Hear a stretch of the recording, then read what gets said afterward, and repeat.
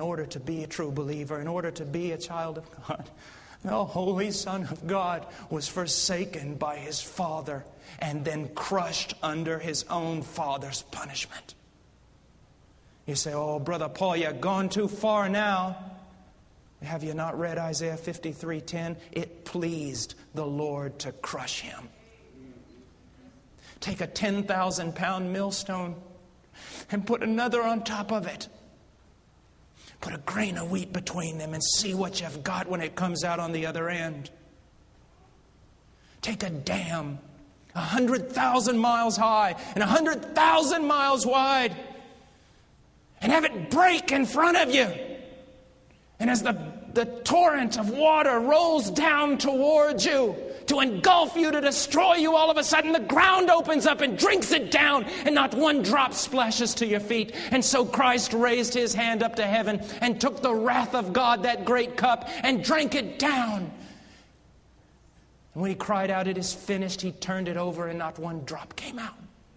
He drank the wrath of God and satisfied justice and appeased wrath, and therefore God can now be just and justify the sinner.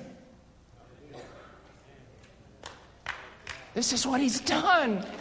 This is what He has done. The Puritans spoke a lot about repentance, not only from sin, but repentance from good works. You say, what do you mean? There is a real sense in which repentance is simply this: you give up from trying to justify yourself. You just quit.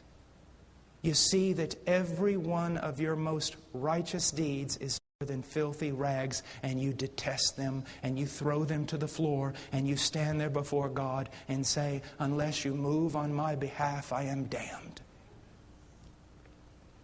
And you believe. You believe.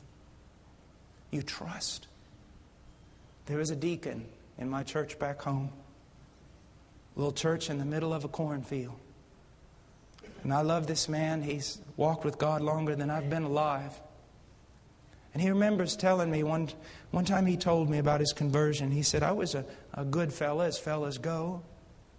He said, but the preacher said something that morning and it stirred my heart, and I thought, what does it mean to believe? What does it mean to believe? He went up in his hayloft and he was just walking around. And he said he found himself finally with his toes hanging over the edge of the loft, just kind of standing there.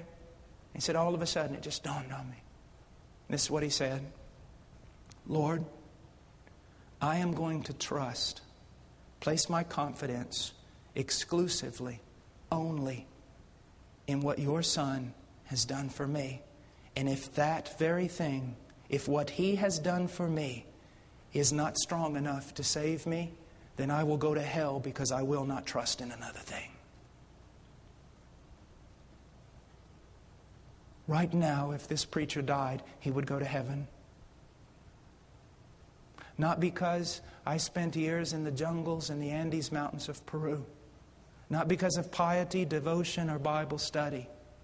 Not because of denominational affiliation, baptism, or participation in the Lord's Supper. If I died right now, I would go to heaven, because 2,000 years ago, the Son of God shed His blood for this wretched man. And that is my hope. And I expect that scarlet thread is strong enough to hold me when I swing out into eternity upon it. Please visit our website at heartcrymissionary.com. There you will find information about the ministry, our purpose, beliefs and methodologies, and extensive information about the missionaries we are privileged to serve.